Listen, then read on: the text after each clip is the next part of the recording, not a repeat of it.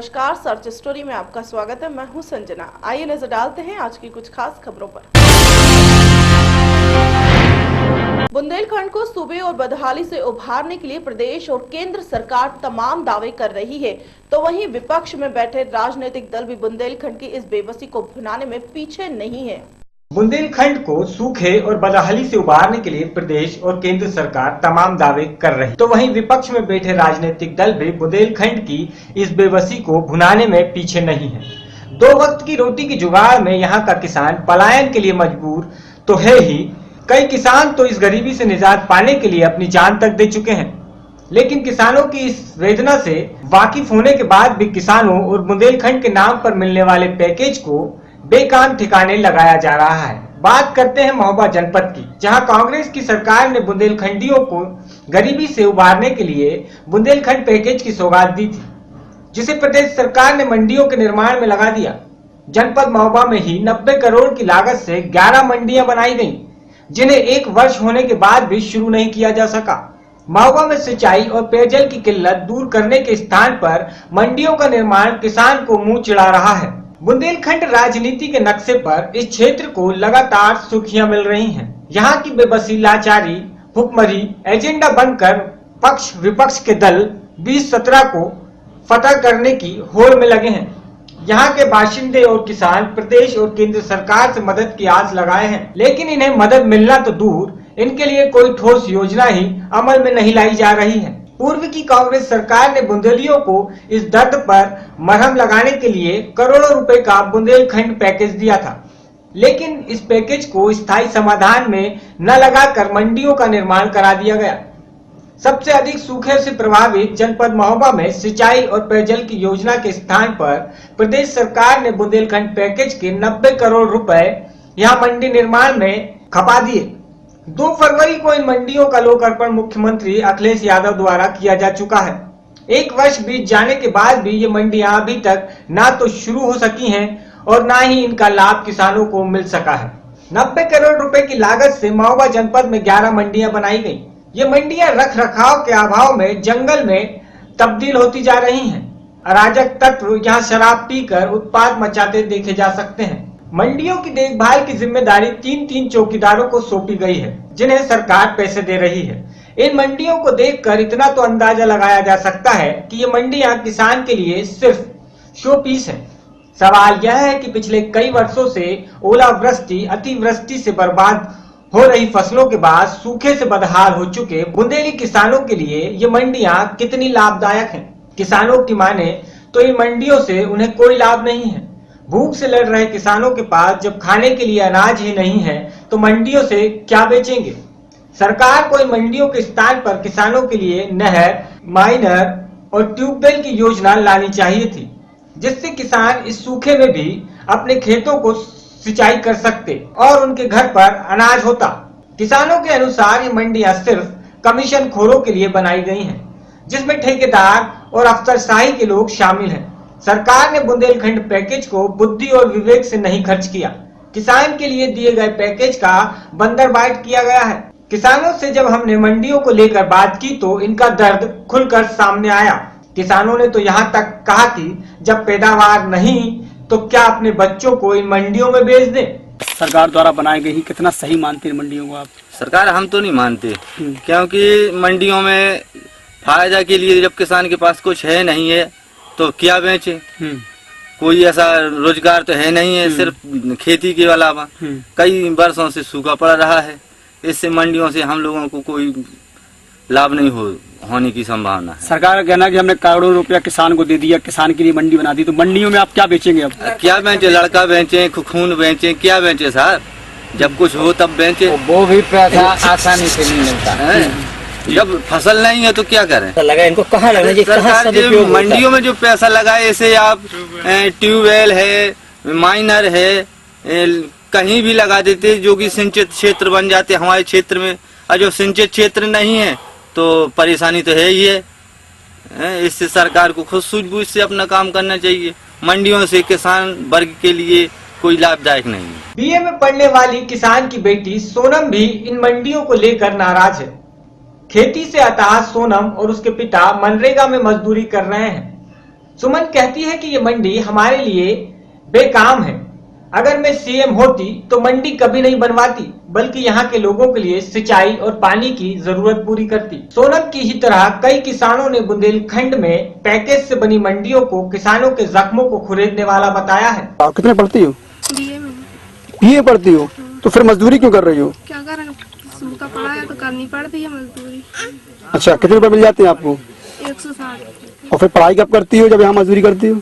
रात में करते हैं पढ़ाई, क्या करेंगे, जब यहाँ से छुट्टी लेते तो घर पे जाकर पढ़ाई करते। कितने भाई बहन हो आप? 2 छोटे भाई हैं हमारे। और मम्मी पापा कहाँ हैं? पापा ये है, मम्मी नहीं है हमारी। अच्छा, सब लोग काम कर रहे हैं ताकि घर का खर्चा चल जाए। मम्मी हमारी खत्म हो गई। अच्छा, पापा और हम काम करते हैं, 2 हमारे छोटे भाई हैं। अच्छा, भाइयों को पालने के लिए आप खुद काम करते हैं? तो वो हमारे कुछ काम की नहीं है, इसकी जगह अगर हमारे पापा को कोई काम या कुछ रोजगारी मिल जाती तो वो हमारे काम में आती। मैं सीएम होती तो पहले खेतों के लिए पानी की व्यवस्था करती, मंडी नहीं बनाती। मुख्य विकास अधिकारी शिव नारायण की माने तो महोबा में बनी मंडियों को शुरू करने के लिए संबंधित विभाग को निर्देश दिए गए हैं। बहुत जल्द मंडियों का संचालन शुरू हो जाएगा। हमने जब उनसे पूछा कि महोबा में कई वर्षों से सूखा है तो क्या इस पैकेज से सिंचाई की व्यवस्था नहीं करानी चाहिए थी, तो उन्होंने गोलमाल जवाब देते हुए कहा कि यहाँ ट्यूबवेल कामयाब नहीं है। यहाँ की पानी की समस्या दूर करने के लिए तालाबों को तरजीह देनी चाहिए। मुख्य विकास अधिकारी भी मानते हैं कि महोबा को मंडियों से अधिक सिंचाई की आवश्यकता है। अभी भी काम चल रहा है। उसमें 11 मंडियां कुल बुंदेलखंड पैकेज से स्वीकृत हुई थी, जिसमें से 10 तो बन गई हैं, एक अभी सूपा की जो बड़ी वाली है वो बन रही है। तो क्या उद्देश्य है मंडियों का, किस मतलब क्या उद्देश्य लेकर बनाई गई है? नहीं, मंडी का उद्देश्य जो होता है किसानों की सुविधा के लिए, जो पुरानी है वही उद्देश्य है, किसानों की सुविधा के लिए है। अभी चालू नहीं पाई, 1 साल हो गया, 2 फरवरी के दिन ही लोकार्पण हुआ था मंडियों का। नहीं, उनका विभाग से बात हुई थी, उन्होंने बताया था कि पंचायत चुनाव के नाते मंडियों का ट्रांसफर नहीं हो पाया था, हस्तांतरण। अब वो जो बन गई हैं 10, उनका हस्तांतरण वो सुनिश्चित कर रहे हैं। सर, महोबा सूखे से जूझ रहा है, तो सूखे से जूझने के लिए उनको सबसे ज्यादा किस चीज की आवश्यकता है? यहाँ के लोगों को क्या व्यवस्थाएं होनी चाहिए थी मंडी के अलावा? नहीं, सूखे से लिए हम लोग तो विशेष रूप से मनरेगा योजना पर जोर दिए हैं कि ताकि कोई बाहर न जाने पाए। यहाँ नलकूप नहीं है, तो क्या मंडियों से इतर जो बजट आया था इस पे भी तो काम किया जा सकता था? इस पे कोई ध्यान नहीं दिया गया प्रशासनिक तौर पे? नहीं, जो नलकूप की बात है, नलकूप तो यहाँ सफल नहीं है, इसलिए सरकारी नलकूप नहीं लग रहा है। चारों ब्लॉकदार श्रेणी में है, तो वैसे बोरिंग नहीं हो सकती। और जो पहले राजकीय 4 ट्यूबवेल थे, 2 बंद हो चुके हैं, नीचे का पानी नहीं है। 2 जो बचे हैं उनका भी डिस्चार्ज काफी कम हो गया है। सर, आप ये तो मानते होंगे कि अगर माइनर अगर निकाल दी जाती और पानी की और कोई अलग व्यवस्था की जाती तो किसानों की सिंचित व्यवस्था हो जाती, तो ये मंडियां जो है आज फल फूल रही होती, ऐसा कुछ है? नहीं, पानी देखिए, वो तो दीर्घकालिक योजना है। यहाँ बड़े बड़े प्रोजेक्ट बन भी रहे हैं, आप देख रहे हैं अर्जुन सागर सहायक परियोजना बन रही है। इसके बाद पानी एक दिन का काम तो है नहीं। हम लोग प्रोत्साहित करते हैं कि ज़्यादा से ज़्यादा तालाब बने, ताकि जब भी पानी बरसे तो पानी इकट्ठा हो। पानी इकट्ठा होगा तो रिचार्ज भी होगा, और उस तालाब से किसान अपना सिंचाई भी कर सकता है। तो महोबा के लिए तो सबसे अच्छी योजना छोटे छोटे तालाब ही है। मंडियों को लेकर जब हमने सपा के राज्यसभा सांसद चंद्रपाल यादव से बात की तो उन्होंने यहाँ कहा कि मंडियां किसानों की सुविधाओं के लिए बनाई गई हैं, ताकि किसान समय से अपनी पैदावार को मंडियों में पहुंचा सके। सिंचाई के सवाल पर उन्होंने प्रदेश की सपा सरकार की पैरवी शुरू कर दी। क्योंकि बदौलत यहाँ के किसान बेहतर तरीके से जी सकते हैं। देखिए, मंडियां किसानों की सुविधा के लिए बनाई गई कि किसान का उत्पादन आए, वो किसान को नजदीक मंडी रहे तो वो मंडी में सही कीमत पर बेच सके, कोई बिचौलिया या कोई बड़ा पूंजीपति उसको ना खरीद पाए। तो इसके लिए प्रयास किया गया है। हो सकता है कि वो व्यवस्थित नहीं हो पाई होंगी, लेकिन जल्दी से जल्दी ये प्रयास किया जाएगा कि वो मंडियां संचालित हों और किसान को उन मंडियों के माध्यम से ज्यादा सुविधा। पानी की ज्यादा आवश्यकता थी, इस पैकेज का इस्तेमाल पानी भी किया जा सकता है। सरकार पानी भी नहीं, पानी के लिए अलग से इंतजाम हो रहा है, पानी के लिए अलग से इंतजाम हो रहा है, मंडियों का अलग व्यवस्था है। पानी के लिए 24 घंटे बिजली उपलब्ध कराने के लिए माननीय मुख्यमंत्री जी ने कर दिया कि यहाँ अगर सिंचाई की दिक्कत है तो 24 घंटे बिजली उपलब्ध कराई है जिससे कि वो सिंचाई कर सके। तो सारी सुविधाएं प्रदान की जा रही हैं और जो किसान का नुकसान हो रहा है, किसान की नुकसान की भरपाई भी उत्तर प्रदेश की सरकार लगातार कर रही है। बुंदेलखंड के विकास के लिए जो मौजूदा सरकार ने किया है, मैं विश्वास के साथ कह सकता हूं कि आजादी के बाद किसी भी सरकार ने आज तक बुंदेलखंड की ओर इतना ध्यान कभी दिया नहीं। महोबा उत्तर प्रदेश से इसराइल कुरैशी की रिपोर्ट। कोतवाली थाना इलाके के कैलाशपुरी मंदिर के पास नूरानी तेल और पेस्ट गोडाउन में लगी आग लाखों की क्षति। कोतवाली थाना इलाके में केशीपुरा मंदिर के पास नूरानी तेल और पेस्ट गोदाम में लगी आग, लाखों की क्षति हुई है। कूड़ेदान में लगाई गई आग से निकली चिंगारी से हुई घटना, जबकि मकान मालिक राम बर्नावल का कहना है कि अपना मकान किराए पर नूरानी तेल वालों को दिया था, लेकिन वह लगभग 15 साल से बंद पड़ी थी। जानकारी के अनुसार कूड़े की चिंगारी से आग लगी है। राम बर्नावल नाम है मेरा। क्या हुआ है? किराए पे दिया हुआ था ये नूरानी तेल वालों को। अच्छा। अब्दुल नूरानी को, और विगत 15-20 साल से गोदाम का उपयोग कर रहे थे। अच्छा। दुकान किराए पे दिया होता, दुकान मतलब किराए पे दिया होता, और उन्होंने इसको बंद करके गोदाम का उपयोग कर रहे थे। इसमें तेल वोल भी रखी हुई थी और भी केमिकल्स रखे हुए थे, जिसकी वजह से आग की प्रबल संभावना थी। और आगे उन्होंने गोदाम की जगह पे कूड़े भी रखे थे, ड्रम भी रखे थे, जिसकी वजह से लग रहा था कि ये आग पकड़ने की संभावना थी इसमें, इसलिए ऐसा लगा कि आग लग जाएगी। कूड़े के द्वारा आया आग लगी है। आगे कूड़े रखे हुए थे, इसकी वजह से लोगों ने आग लग गया। वही कूड़ा रहेगा तो आग लग ही जाएगा, और इसकी वजह से घर में दुकान में पकड़ लिया, गोदाम में। लेकिन अभी वो दुकान वाले पता नहीं, अभी वो कानपुर में है। अच्छा, वो कानपुर में। उत्तर प्रदेश से आसिफ रिजवी की रिपोर्ट। मर्डर की कहानियां तो आपने बहुत देखी और सुनी होगी, लेकिन हत्या की सनसनीखेज कहानी जो हम आपको दिखाने जा रहे हैं, उसे देखने के बाद आप हैरान रह जाएंगे। मर्डर की कहानियां तो आपने बहुत देखी और सुनी होंगी, लेकिन हत्या की सनसनीखेज कहानी जो आज हम आपको दिखाने जा रहे हैं, उसे देखने के बाद आप हैरान रह जाएंगे।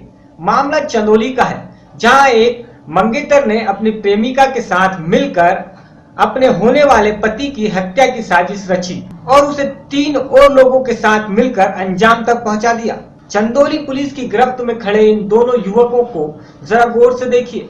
इनका नाम अमरदीप और संतोष है, जिन्होंने अपने 3 और लोगों के साथ मिलकर चकिया के रहने वाले राजमणि वर्मा नाम के एक युवक की हत्या कर दी थी। दरअसल पिछले 19 जनवरी को चकिया के रहने वाले राजमणि वर्मा की गला घोट कर हत्या कर दी गई थी। पुलिस ने इस मामले में अज्ञात लोगों के खिलाफ मामला दर्ज किया था और हत्यारों की तलाश में जुट गई थी। इसके बाद जब इस हत्या की गुत्थी सुलझी और इसके पीछे की कहानी सामने आई, तो पुलिस भी हैरत में रह गई। राजमणि की हत्या उसकी होने वाली बीबी लक्ष्मी ने कराई थी और इस साजिश में उसके प्रेमी अमरजीत भी शामिल था। दरअसल जनपद चंदौली के थाना चकिया अंतर्गत कस्बा चकिया निवासी राममणि वर्मा पुत्र दशरथ वर्मा उम्र लगभग 35 वर्ष, जिसका शव 19 जनवरी को थाना क्षेत्र के राजाजी पोखर के पास से बरामद हुआ था, के संबंध में थाना चकरिया में धारा 302B अज्ञात व्यक्ति के विरुद्ध पंजीकृत हत्या के अभियोग का सफल अनावरण जनपद की क्राइम ब्रांच व स्थानीय थाना पुलिस द्वारा संयुक्त कार्यवाही चल रही थी और पुलिस अधीक्षक के दिशा निर्देश में एवं क्षेत्रीय अधिकारी चकिया के नेतृत्व में थाना चकिया पुलिस व जनपद का क्राइम ब्रांच द्वारा संयुक्त रूप से प्रयास किया जा रहा था। घटना के संबंध में पुलिस टीम द्वारा की जा रही छानबीन के दौरान संदिग्ध मोबाइल नंबरों की इलेक्ट्रॉनिक माध्यम से किए गए सर्विसलेंस के दौरान कतिपय संदिग्ध नंबरों के आधार पर बिहार प्रांत के थाना क्षेत्र मोकामा जनपद पटना में की गई सुराग रसी के आधार पर प्रथम दृष्ट संदिग्ध मंतोष उर्फ सुबोध पुत्र परशुराम व अमरदीप पुत्र हीरामन राम निवासी पंचमहल थाना मोकामा जनपद पटना बिहार को गिरफ्तार कर लिया गया, जिसके कब्जे से घटना से संबंधित मोबाइल फोन एवं मृतक का फोटो पहचान पत्र बरामद हुआ है। गिरफ्तार अभियुक्त ने पूछताछ में मृतक राजमणि उपरोक्त की गला दबाकर हत्या किए जाने की बात स्वीकार करते हुए बताया कि मृतक की जिस लड़की से शादी होनी थी उसे अभियुक्त अमरदीप के प्रेम संबंध थे और इस कारण से उसे रास्ते से हटाने के उद्देश्य से अभियुक्तों द्वारा अपने अन्य साथियों के साथ पटना से पहले रेल मार्ग से मुगल सराय तत्पश्चात चकिया आकर मृतक की गतिविधियों के संबंध में जानकारी की गई और पुनः अपने अन्य साथियों सहित सड़क मार्ग से पटना के चकिया आकर मृतक को फोन पर रिश्तेदार बताकर बुलाया और गला दबाकर हत्या की घटना की गई। गिरफ्तार अभियुक्त से पूछताछ में घटना में मंगेतर लक्ष्मी और 4 अन्य लोगों के नाम सामने आए हैं, जिसमें लक्ष्मी के प्रेमी अमरजीत और उसके एक साथी को पुलिस ने गिरफ्तार कर लिया है और बाकी फरार हैं, जिनकी गिरफ्तारी के लिए दबिश दी जा रही है। ये लगभग 10 दिन पहले एक युवक की स्ट्रैंगुलेट करके चकिया थाने में हत्या कर दी गई थी। अज्ञात में मुकदमा पंजीकृत हुआ था। आज इस घटना का अनावरण हुआ है। जो संबंधित युवक था उसकी बिहार से शादी तय हुई थी। जिस लड़की से शादी तय हुई थी उसका तथाकथित जो एक प्रेमी था जिससे 2-3 साल से उसका संबंध था, उस प्रेमी और उस प्रेमी के द्वारा के 2-3 मित्र लोग जो हैं इसकी हत्या में शामिल थे और हमारी क्राइम ब्रांच और चकिया थाने की पुलिस ने काफ़ी अच्छा केस इसमें वर्कआउट किया है। जो मेन अपराधी है अमरदीप, उसकी गिरफ्तारी हो गई है और जो एक साथ में मंतोष नाम का अपराधी है उसका मुकामा थाने में कई मुकदमे भी हैं, उसकी भी गिरफ्तारी हुई है। और क्योंकि इसमें लड़की भी इसमें साजिश में शामिल थी, उसके खिलाफ भी हम लोग कार्रवाई करेंगे।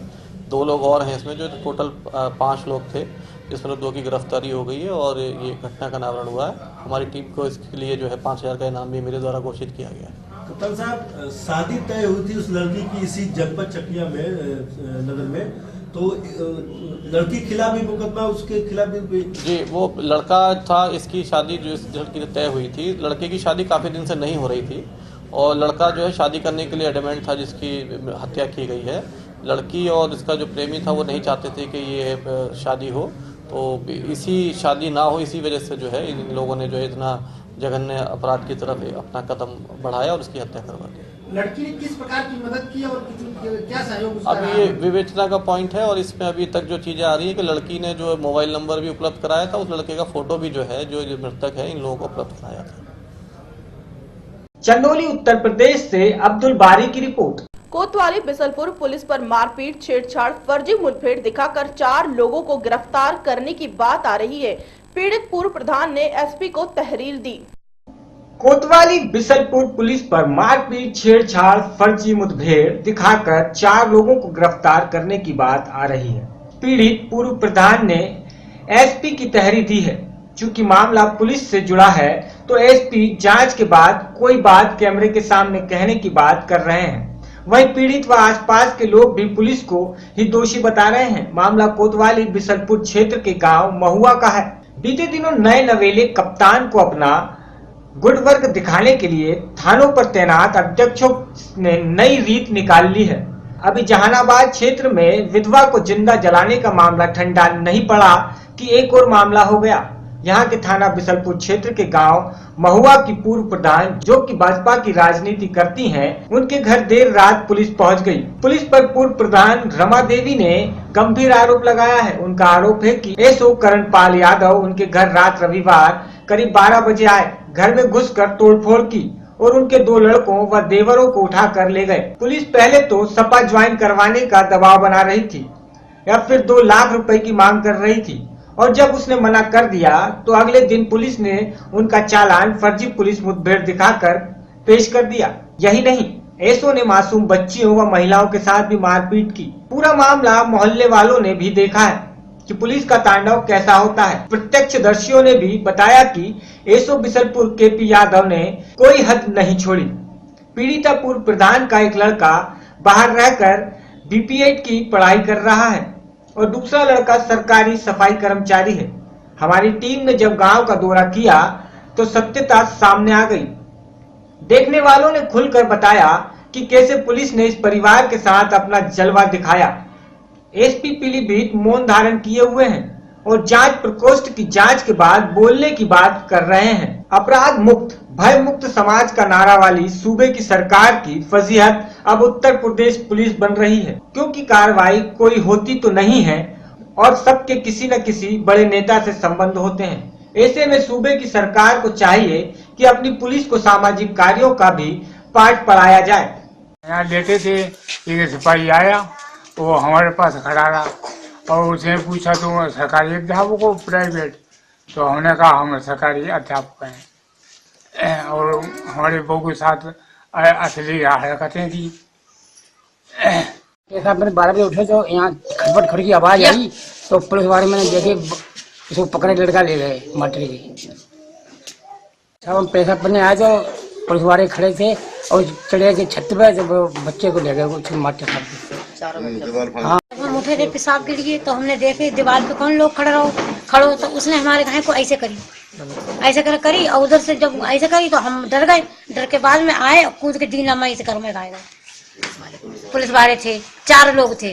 अपने घर से हमें पता लगा कि हम ये ना आए रहे लोग पकड़ने के लिए, तो ये देखे पुलिस वाले 10-12 खड़े थे और छत फांद के आए थे रमेश घर में से दीवार फांद के, और यहाँ आके कुंडी खोली, कुंडी खोल के यहाँ जो है सब असली हरकतें करी और तोड़ फोड़ की। और फिर बाद में राजीव को पकड़ के यहाँ से बाहर ले गए। फिर वहाँ आदेश और गौरव पकड़ा और उसके बाद में दीनदयाल को पकड़ा जाकर मढ़ैया।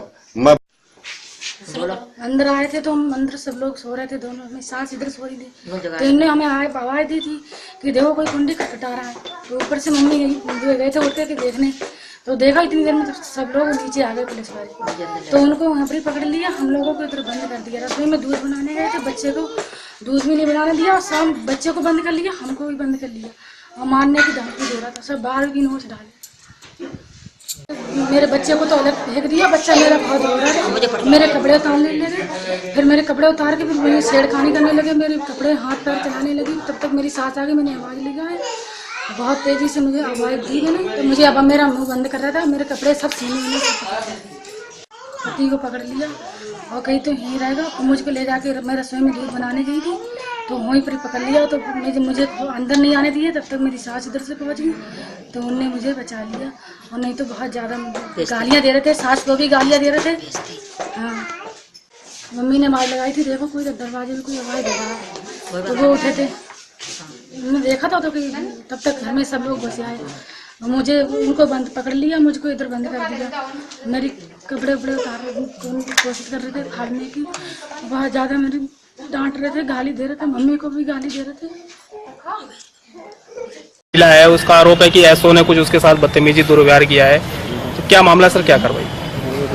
नहीं, इस तरीके का अगर कोई प्रकरण किसी भी पुलिस अधिकारी के खिलाफ या कर्मचारी के खिलाफ लगता है तो हमारे यहाँ एक आंतरिक जांच प्रकोष्ठ बना हुआ है जो विशेष करके पुलिस कर्मियों के खिलाफ शिकायत की जांच करता है। अगर इस तरीके कोई शिकायत आएगी जरूर उसको जांच करा करके और जो भी दोषी पाया जाएगा उसके खिलाफ कार्रवाई की जाएगी।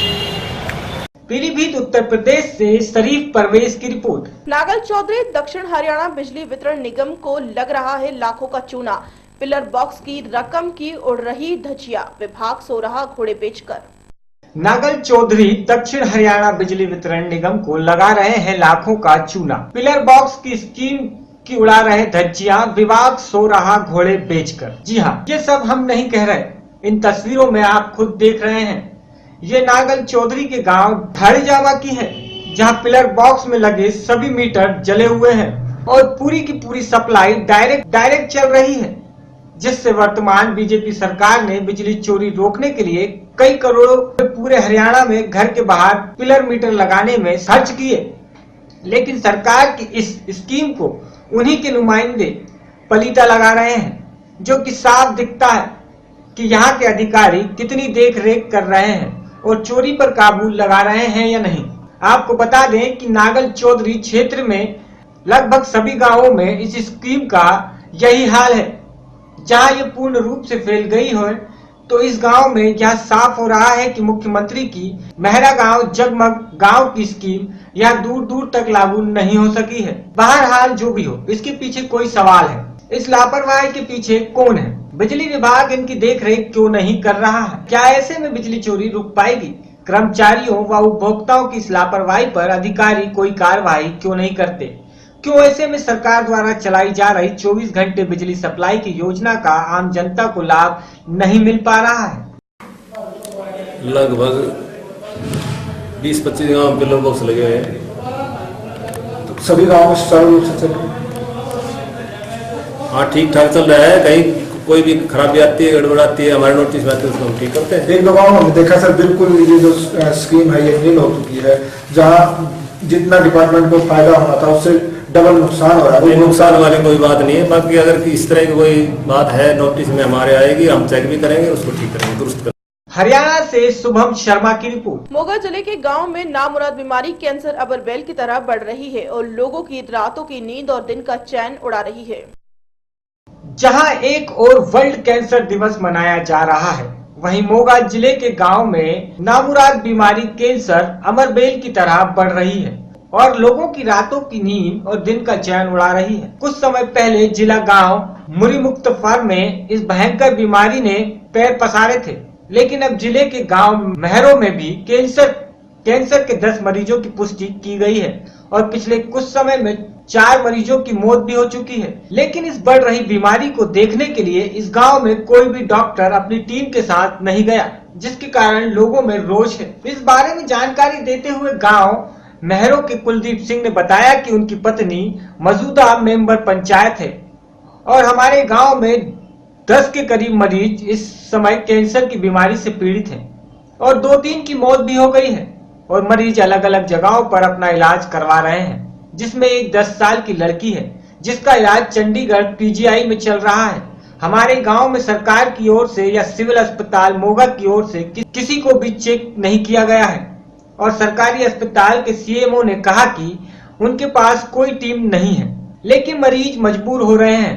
सरकार इस ओर ध्यान दे। सरकार की ओर से इन मरीजों को इलाज के लिए 1.5 लाख रुपए जो देना था वह भी नहीं दिए गए हैं। मरीज परेशान है। अगर समय चलते कुछ नहीं किया गया तो यह बीमारी और लोगों को भी अपनी चपेट में ले सकती है। मैं कुलदीप रामा जी पिंड महरों तो रहने वाला। मेरी मिसेज रुपिंदर कौर मौजूदा पंचायत मैंबर ने। सर जानकारी दिओ भी ਤੁਹਾਡੇ ਪਿੰਡ ਦੇ ਵਿੱਚ ਜਿਹੜਾ ਹੈਗਾ ਕੁਝ ਕੈਂਸਰ ਦੇ ਮਰੀਜ਼ਾਂ ਦੀ ਪੁਸ਼ਟੀ ਹੋਈ ਹੈ, ਕੀ ਹੈ ਸਾਰਾ ਮਾਮਲਾ ਜੀ? हाँ जी, साडे पिंड दे विच 8-10 कैंसर के मरीज हैगे ने ते जिन्हां विचों पिछे जे 1-2 की डेथ भी हो चुकी है। कुछ इलाज करवा रहे ने फरीदकोट मैडिकल चों। एक बच्ची है 10-12 साल की, वो चंडीगढ़ पता लगा इलाज करवाउण गए ने ते भी साडे पिंड च सरकार वल्लों जां हस्पताल च भी मिले आ, वो कहंदे भी साडे कोले कोई टीम नहीं गी ते जिहड़े गरीब लोग ने इलाज करवाउण तो असमर्थ ने। ये ਤੇ ਸਰਕਾਰ ਵੱਲੋਂ ਵੀ ਇਹਨਾਂ ਵਾਸਤੇ ਰੱਖਿਆ ਗਿਆ ਸੀ ਪੈਸਾ 1.5 ਲੱਖ ਰੁਪਈਆ, ਉਹਦੀ ਵੀ ਕਿਸੇ ਨੂੰ ਕੋਈ ਮਦਦ ਨਹੀਂ ਇੱਥੇ ਮਾਲੀ ਮਿਲੇਗੀ, ਜਿਸ ਕਰਕੇ ਬਹੁਤ ਮੁਸ਼ਕਲ ਹੋ ਰਿਹਾ। ਆਉਣ ਵਾਲੇ ਸਮੇਂ ਦੇ ਵਿੱਚ ਹੋਰ ਵੀ ਇਹ ਮਸਲਾ ਗੰਭੀਰ ਬਣਦਾ ਜਾ ਰਿਹਾ ਹੈ। ਤੁਸੀਂ ਮੌਜੂਦਾ ਮੈਂਬਰ ਪੰਚਾਇਤ ਹੋ, ਕਿਹੋ ਜਿਹੀਆਂ ਸਮੱਸਿਆਵਾਂ ਇਸ ਬਿਮਾਰੀ ਨੂੰ ਲੈ ਕੇ ਲੋਕਾਂ ਦੇ ਤੁਹਾਡੇ ਕੋਲ ਆ ਰਹੀਆਂ ਹੈਗੀਆਂ? ਸਭ ਤੋਂ ਵੱਡੀ ਸਮੱਸਿਆ ਤਾਂ ਇਹ ਹੈ ਜੀ, ਜਿਹੜਾ ਇਹ ਕੈਂਸਰ ਦਾ ਹੈਗਾ ਇਲਾਜ ਆ, ਇਹਦੇ ਵਾਸਤੇ ਵੀ ਬਹੁਤ ਜ਼ਰੂਰੀ, ਸਰਕਾਰ ਨੂੰ ਇਹਦੇ ਵਾਸਤੇ ਗੌਰ ਕਰਨੀ ਚਾਹੀਦੀ ਆ ਤੇ ਸਭ ਤੋਂ ਵੱਡੀ ਸਮੱਸਿਆ ਇਹ ਹੈ। ਹੁਣ ਕੀ ਤੁਸੀਂ ਮੰਗ ਕਰ ਰਹੇ ਹੋ ਸਰਕਾਰ ਤੋਂ? ਅਸੀਂ ਇਹੀ ਮੰਗ ਕਰਦੇ ਹਾਂ ਵੀ ਜੋ ਸਰਕਾਰ ਨੇ ਕੈਂਸਰ ਦੇ ਇਲਾਜ ਲਈ ਲੋਕਾਂ ਦੀ ਮਦਦ ਦੇਣ ਵਾਸਤੇ ਐਲਾਨ ਕੀਤਾ ਸੀਗਾ, ਉਹ ਇਹਨਾਂ ਨੂੰ ਮਿਲਣਾ ਚਾਹੀਦਾ ਲੋਕਾਂ ਨੂੰ, ਗਰੀਬਾਂ ਨੂੰ, ਤਾਂ ਜੋ ਆਪਦਾ ਇਲਾਜ ਕਰਾ ਸਕਣ ਸਮੇਂ ਸਿਰ ਤੇ ਵੀ ਕਿਸੇ ਦਾ ਨੁਕਸਾਨ ਨਾ ਹੋਵੇ। ਪਿਛਲੇ ਦਿਨਾਂ ਦਾ ਜੇ ਆਪਾਂ ਸਰਵੇ ਕੀਤਾ ਜਾਵੇ ਤਾਂ ਸਰਕਾਰੀ ਹਸਪਤਾਲ ਮੋਗਾ ਵੱਲੋਂ ਕਿੰਨੀਆਂ ਟੀਮਾਂ ਤੁਹਾਡੇ ਪਿੰਡ 'ਚ ਆਈਆਂ ਨੇ? ਸਾਡੇ ਪਿੰਡ ਕੋਈ ਟੀਮ ਨਹੀਂ ਜੀ ਪਹੁੰਚੀ ਇਸ ਮਸਲੇ ਤੇ ਉੱਥੇ ਲੋਕ ਜਿਹੜਾ ਆਪਦੇ ਤੌਰ ਤੇ ਹੀ ਬਸ ਇਲਾਜ ਕਰਾਉਣ ਜਾਂਦੇ। ਫਰੀਦਕੋਟ ਮੈਡੀਕਲ ਦੇ ਵਿੱਚ ਮਹਿੰਗਾ ਇਲਾਜ ਹੈਗਾ, ਕਈਆਂ ਕੋਲੇ ਤਾਂ ਕਿਰਾਏ ਲਾਉਣ ਨੂੰ ਵੀ ਪੈਸੇ ਹੈ ਨਹੀਂਗੇ। ਤੁਸੀਂ ਕਿਤੇ ਸੀਐਮ ਨੂੰ ਇਹਦੇ ਬਾਰੇ ਜਾ ਕੇ ਗੱਲ ਕੀਤੀ ਵੀ ਆਪਣਾ ਟੀਮ ਭੇਜੀ ਜਾਵੇ ਜਾਂ ਕੁਝ ਕੀਤਾ? ਕੀ ਤੁਹਾਨੂੰ ਉਹਨੇ ਆਸ਼ਵਾਸਨ ਦਿੱਤਾ? ਇਹੀ ਸਾਨੂੰ ਪਤਾ ਲੱਗਾ ਜੀ, ਗਏ ਸੀਗੇ, ਕਹਿੰਦੇ ਕਿ ਵੀ ਦੂਜਾ ਵੀ ਸਾਡੇ ਕੋਲੇ ਦੀ ਕੋਈ ਟੀਮ ਨਹੀਂ ਗੀ। ਕੀ ਤੁਹਾਡੇ ਪਿੰਡ ਦੀ ਟੀਮ ਦਾ ਆਉਣਾ ਜ਼ਰੂਰੀ ਹੈ? हाँ जी, हाँ जरूर, बहुत जरूरी है। ये है वो महिला जिसने अपने पति को इस भयंकर बीमारी से खो दिया। उसने रोते हुए बताया कि इस भयंकर बीमारी ने उससे उसका पति छीन लिया, लेकिन उसने अपना सब कुछ बेचकर इलाज कराया, लेकिन वह उसे बचा नहीं सकी। पति के बिना पत्नी की क्या जिंदगी होती है, वह बहुत ही मुश्किल से अपने बच्चे पाल रही है। ਤੁਹਾਡੇ ਹਸਬੰਡ ਦੀ ਡੈਥ ਕਿਵੇਂ ਹੋਈ, ਕੀ ਕਾਰਨ? ਜੀ ਕੁਛ ਚਿਰ ਹੀ ਹੋਇਆ, ਥੋੜਾ ਚਿਰ ਹੋਏ ਮੁੱਕੇ ਨੂੰ, ਤੇ ਮੈਂ ਪਸ਼ੂ ਵੀ ਸਾਰਾ ਕੁਝ ਵੇਚ ਕੇ ਉਹਦਾ ਇਲਾਜ ਵੀ ਕਰਾਇਆ, ਪਰ ਨਹੀਂ ਠੀਕ ਹੋਏ। पर मेरे छोटे छोटे बच्चे हैं, बहुत औखे हैं, मेरा गुजारा किसी पासे नहीं हुंदा, घरे में मसा तोड़ के गुजारा करती हूँ। की बीमारी सी उन्होंने? कैंसर की बीमारी सी वीर जी, ना सरकार वालों भी कुछ नहीं मिले, पर मसा टाइम पास करती, कोई जमीन नहीं जायदाद नहीं, सारा वो इलाज ला के राम ताम नहीं है, खर्चा हम खाने कुछ नहीं, मसा टाइम पास करती। 2 बच्चे मेरे छोटे छोटे स्कूल पढ़ते हैं, पर मैं बहुत औखी, मैनू पता टाइम किवें कढ़ना, बंदे बड़ा औखा बहुत ज्यादा। जो सरकार ने 1.5 लाख रुपया स्कीम कढ़ी सी उन्हें इलाज वास्ते, दोनों पैसे मिले सी? ना ना वीर जी कुछ नहीं मिले, कुछ भी मैनू पता, मैं किवें अज टाइम पास करदी, जवानी नहीं मिली सानू ओहदे बिना, कुछ तो देना चाहिए, कुछ नहीं मिले। किवें इलाज करवाया तुसीं उन्हां दा? इलाज मैं पशु सी तो वो बेचे, पैली सी थोड़ी घनी वो बेच के लाया ते इलाज कराया, पर कुछ नहीं मिले उधर सरकार वालों। पर अज मैं जवाकां नूं भी मसा घर दा टाइम पास करके गुजारा करदी हां। सरकार के सारे दावे खोखले निकल रहे हैं। अभी तक इस महिला को किसी तरह की कोई सहायता राशि नहीं मिली है। महरो गांव में फैल रही कैंसर की बीमारी के बारे में मोगा के सीएमओ जजबीर सिंह से बात की गई तो उन्होंने बताया कि उनको मीडिया द्वारा दी गई खबर से पता चला है कि मोगा जिले के गांव महरो में 8-10 कैंसर मरीज हैं और कुछ की मौत भी हो चुकी है। हम अपनी टीम को भेजकर गांव का सर्वे कराएंगे और वैसे भी जो सेहत विभाग द्वारा केस आइडेंटिफाई होते हैं उनको निर्धारित अस्पताल में इलाज के लिए भेजा जाता है और उस मरीज के इलाज के लिए सरकार की ओर से 1.5 लाख रुपए दिए जाते हैं। जब उनसे पूछा गया कि सरकारी अस्पताल की ओर से कोई टीम वहां नहीं गई तो सीएमओ ने कहा कि चलो मैं एक टीम को वहां भेजता हूं, लेकिन हमारे पास यहाँ कोई कैंसर की बीमारी का स्पेशल डॉक्टर नहीं है। सब मोगे जिले के पिंड महरों के विच इस वेले कुछ कैंसर के पेशेंट आए हैं सामने, किन्ने पेशेंट ने की कार्रवाई की जा रही है? जी ये मैं भी पेपर तो ही पता किया, पेपर ਦੇ ਵਿੱਚ ਪੜਿਆ ਸੀਗਾ 7-8 ਮਹਿਰੂ ਪਿੰਡ ਦੇ ਵਿੱਚ ਪਿਛਲੇ ਸਮੇਂ ਦੇ ਵਿੱਚ ਕੈਂਸਰ ਦੇ ਪੇਸ਼ੈਂਟ ਹੋਏ ਜਿਨ੍ਹਾਂ ਦੀ ਡੈਥ ਹੋਈ ਆ। ਅਸੀਂ ਆਪਣੀ ਟੀਮ ਭੇਜ ਕੇ ਉਹਦਾ ਸਰਵੇ ਕਰਾਂਗੇ ਕਿ ਹੋਰ ਇੱਥੇ ਕਿੰਨੇ ਕੇਸ ਨੇ।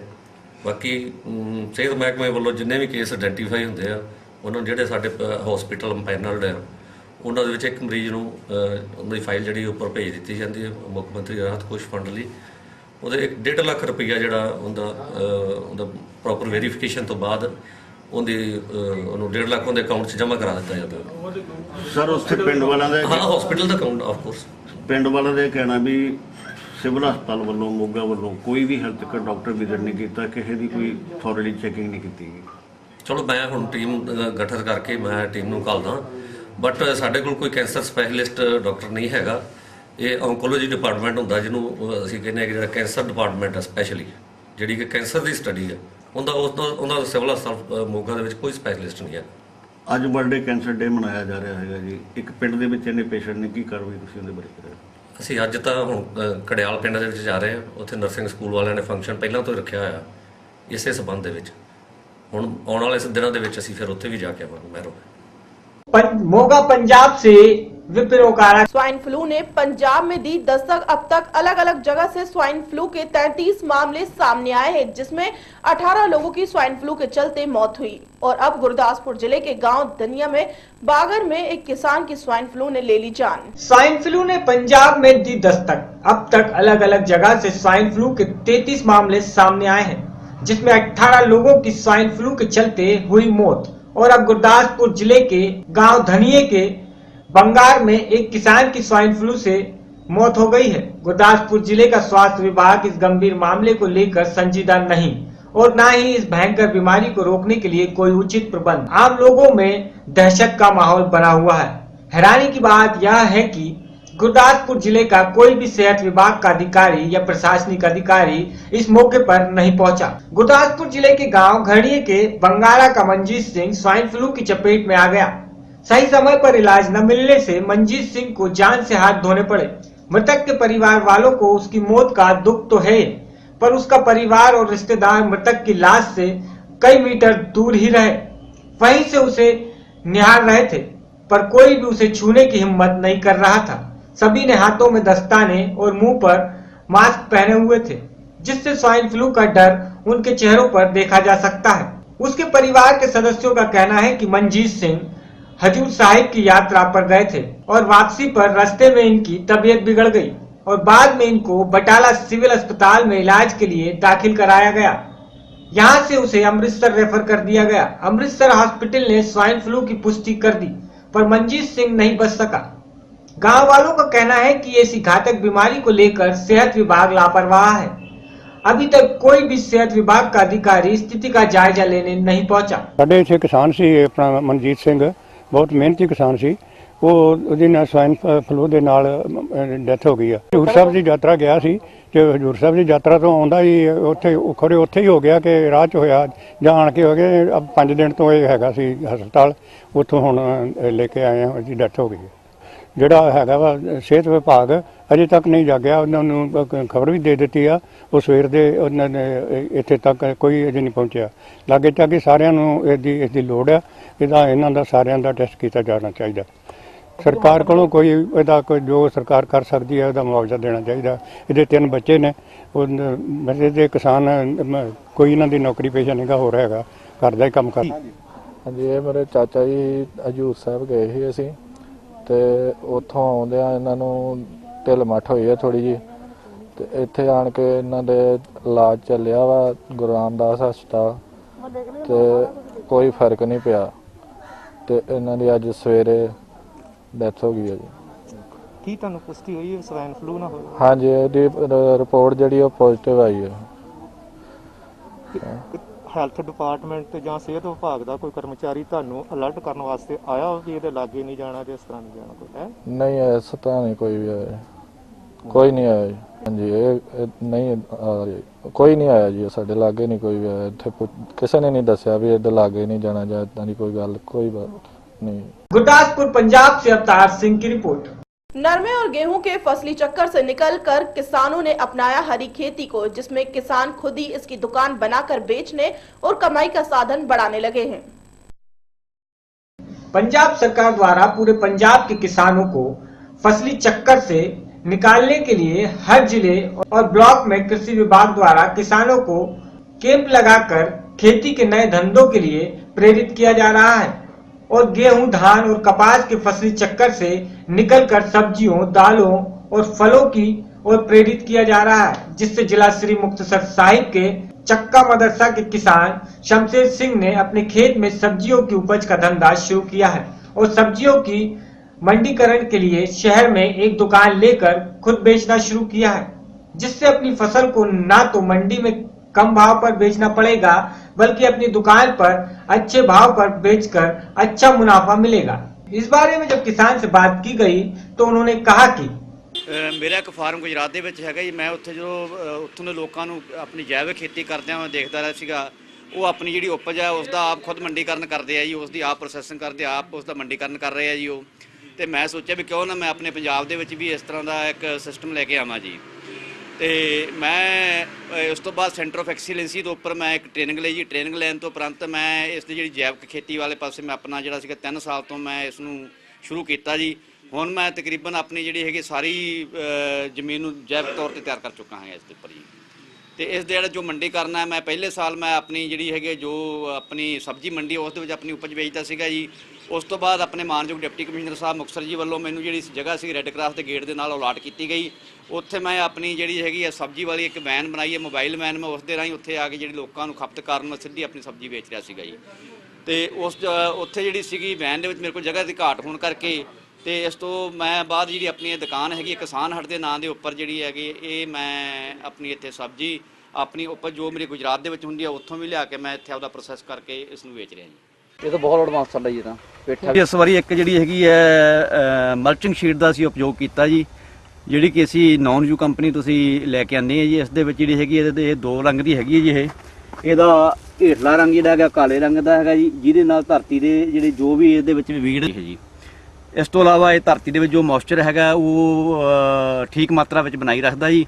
ਇਸ ਦਾ ਜਿਹੜਾ ਉੱਪਰਲਾ ਰੰਗ ਹੈਗਾ ਜੋ ਸਿਲਵਰ ਕਲਰ ਦਾ ਹੈਗਾ, ਉਹ ਜੋ ਵੀ ਪੈਸਟ ਆਉਂਦਾ ਹੈਗਾ ਪੈਸਟ ਨੂੰ ਰਿਪੈਲ ਕਰਦਾ ਜੀ ਇਸ ਦੇ ਉੱਤੇ ਜੀ। ਇਹ ਜਿਹੜੀ ਸੂਰਜ ਦੀ ਰੋਸ਼ਨੀ ਉਸ ਦੇ ਕਰਕੇ ਜਿਹੜਾ ਹੈਗਾ ਪੈਸਟ ਹੈਗਾ ਉਹ ਦੇਖਣ ਤੋਂ ਅਸਮਰੱਥ ਹੋ ਜਾਂਦਾ ਜੀ। मुक्तसर साहिब से तस्लीम डूडी। खबरों में फिलहाल इतना ही, मुझे दीजिए इजाजत, नमस्कार।